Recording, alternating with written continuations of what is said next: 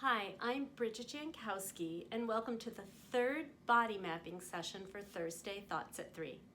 Today, we're going to talk about the arm structure. So before we get into the detailed mapping, let's just check in with how we're feeling in our arms. We do that by using our kinesthetic sense. Our kinesthetic sense is our movement sense.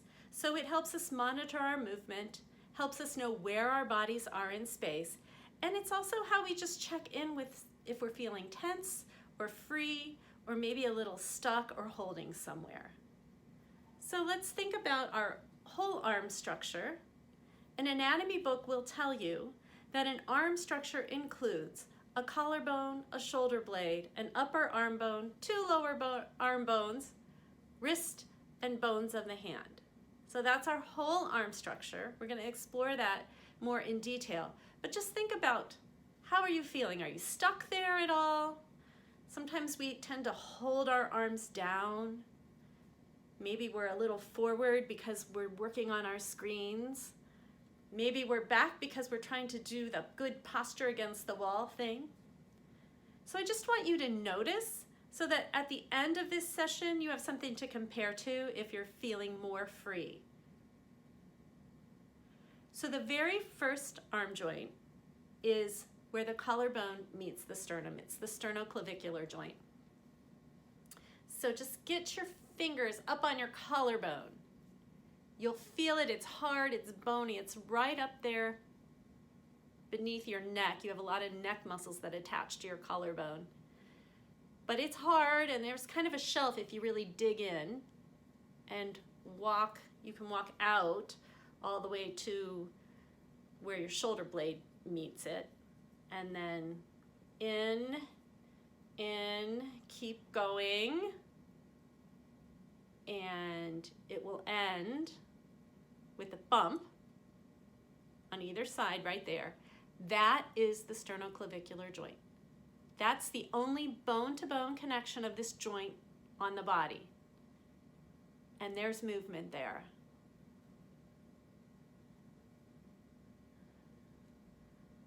Lots of directions. Back, forward, up, down.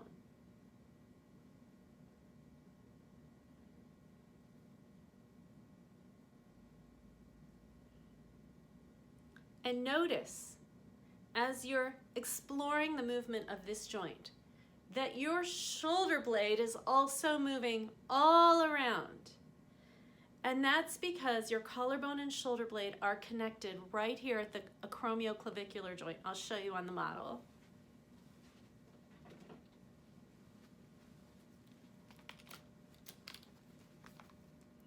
So here's the collarbone, and this is where we were palpating here, and then you can come all the way out. And here's the ridge of the shoulder blade, which you can feel. If you put your hand back there, you can feel that ridge. And right at the top here, they come together. And this is a joint that's not connected by muscles, so you can't move the collarbone and shoulder blade independently. They have to move together. It's connected by ligaments, among other things. So when you move your collarbone, your shoulder blade has to move with it, and vice versa. When you move your shoulder blade, your collarbone moves.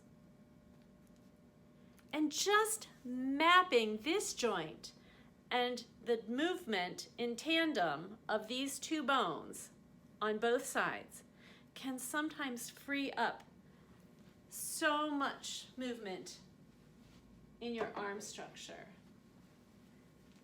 And now I want you to think about coming back to balance at your AO joint and moving that around.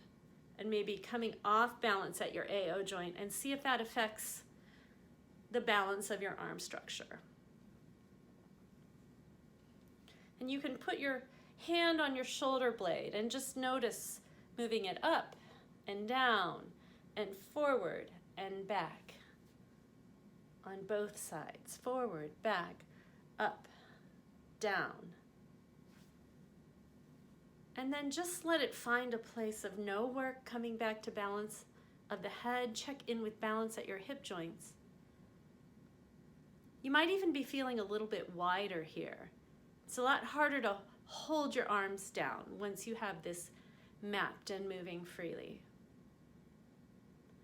The next joint is the humeroscapular joint, or sometimes called the glenohumeral joint.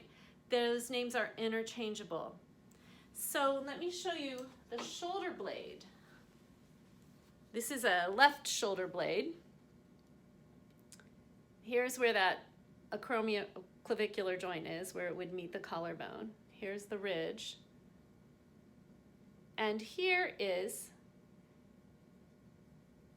this little part of the shoulder blade is called the glenoid fossa. And this is actually, you've heard that this is a ball and socket joint. This little thing is the socket. And the humerus, the head of the humerus is pretty large. I'll show you on the other model. This is the other side. So here is, there we go. Here is the head of the humerus, and there's that glenoid fossa. And notice how it just kind of tucks under that acromioclavicular joint. And there's a huge range of motion at that joint. But notice as you move that joint, because the socket of that joint is the shoulder blade, your shoulder blade and collarbone come along with it. If you don't allow your collarbone to move, your range of motion is far more limited. You can't move very much at all. So swimmers really get that whole arm structure going. And think about this implication for conducting. The freedom you can have when you let your whole upper arm structure move and your arms can just float. And violinists, once you get your violin comfortable right on that collarbone, on that shelf, it's okay to have some subtle movement there. Now that you're aware of those joints, you don't have to have them frozen as you play. And bow arms and flutists, alto flutes, getting across the body for that long instrument. And singers, wide and open arm structure. Take a big breath. Your arms are out of the way of your breathing. Try the opposite. Try some holding. Hold your arms down or still or forward, some way that's not free. Maybe it's even an old habit or how you were feeling a couple minutes ago. And take a breath. Now, free your arms, let them move, let them just be without interfering, and take another breath. And I'm sure you can even just see it in the amount of air and movement that I have in my ribs, how that free arm structure is going to make a difference. Keyboard players, same. I think it's pretty obvious how that can free up some of your movement. So the idea is not to get in the way, to let your arms move, let the music dictate how your arms are going to move, and not be holding and not be in the way, but letting them do what the music is calling them to do. One more thing about this glenohumeral or humeroscapular joint, and that is that there is a rotation there. I'm going to step back so you can see my whole arm rotating.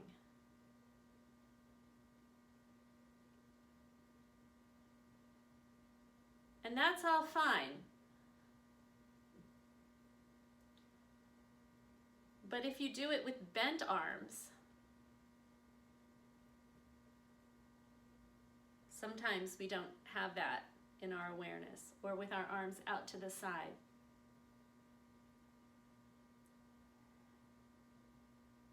So if your conducting gesture is a little stiff, or if you're having trouble with your elbows or your wrists being free, notice what a free rotation will do for your conducting gesture.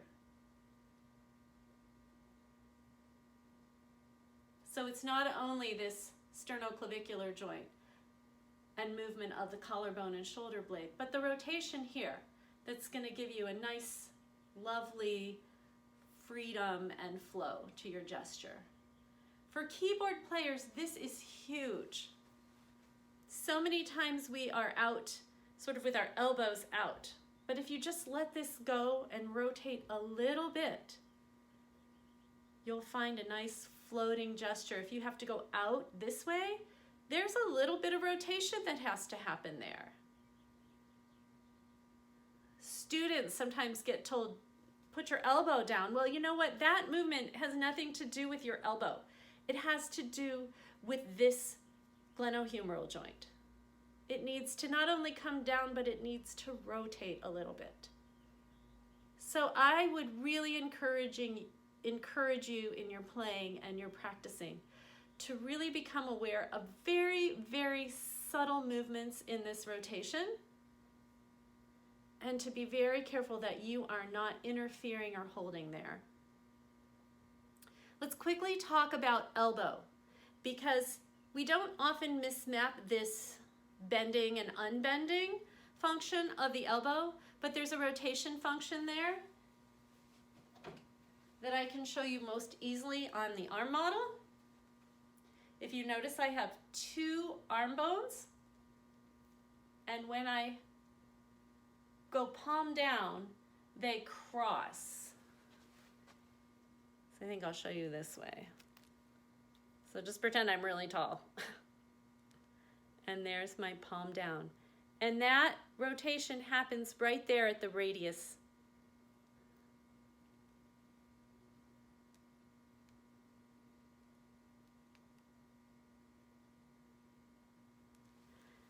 You can try this on yourself.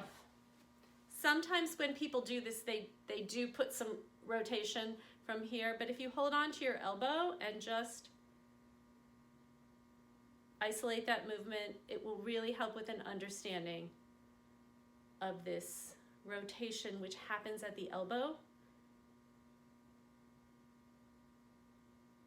If you have someone with some tendonitis in their wrist, sometimes that's because they have mismapped this rotation as a function of the wrist. Seems to happen often in upper string players, where they will want to rotate around their fingerboard with their wrist and not use the rotation here and here. Guitarists, the same. Now the wrist has 8 bones, and the most important thing to know about the wrist is it's not where we wear our watches. So you can do some Googling and searching of wrist bones, but there is movement where the arm bones meet the wrist bones and where the fingers meet the wrist bones. And then we have all the bones of our hands. And probably the most mismapped part of the hand is the thumb. So many people think their thumbs are this long, and there's actually a bone of the thumb here. So where the thumb meets the wrist is here, and there is movement there. This is big for keyboard players. And this is a good time for me to tell you about that you need an adequate and accurate map. So you need an accurate map, and perhaps a singer isn't going to need a detailed map of the hands the way a keyboard player is.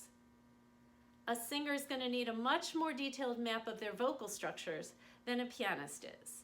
So just as you're going through these mapping discoveries, remember that you need a map that is accurate and adequate for you.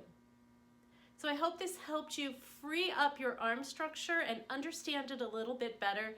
And maybe this gives you a starting place. If something was particularly intriguing to you, that's a good place to start. And just dive into that one place and learn about it and explore it and just notice it as you're playing and practicing. Notice it as you are conducting your choir and see if maybe helping them find this arm structure freedom will help them free their breath also. So happy mapping, and I'll see you next week.